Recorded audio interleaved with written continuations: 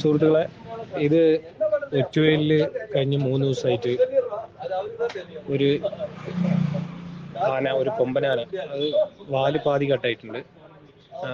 വലിയൊരു ആനയാണ്. അത് വന്നിട്ട് കൃഷിസ്ഥലങ്ങളും വീടിനോടും ചേർന്ന് തന്നെ രാത്രി വന്ന് നിൽക്കണം. എത്ര ആട്ടിയിട്ടും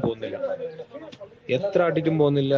പിന്നെ ഫോറസ്റ്റുകാർ എന്തിനെന്നോ നമ്മൾ ഇൻഫോം ചെയ്തിട്ടും കൂടി, ഞാൻ ഗാർഡിനോടും ഇവരോടൊക്കെ പറഞ്ഞിട്ടും കൂടി ആ ഭാഗത്തേക്കൊന്നും തിരിഞ്ഞ് നോക്കിയിട്ടുമില്ല.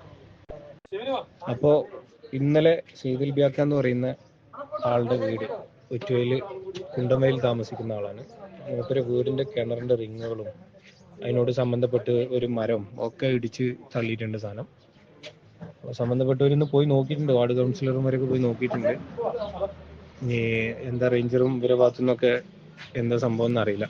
ഡീറ്റെയിൽ ആയിട്ട് ഇതിനെതിരെ നമ്മൾ ശബ്ദിക്കേണ്ട ഒരു സമയം എത്തിയിട്ടുണ്ട്. അപ്പൊ എല്ലാവരും ഒന്ന് ഇത് ഗൗരവത്തിൽ എടുക്കണം എന്ന് ഞാൻ വിനീതമായി അഭ്യർത്ഥിക്കാം.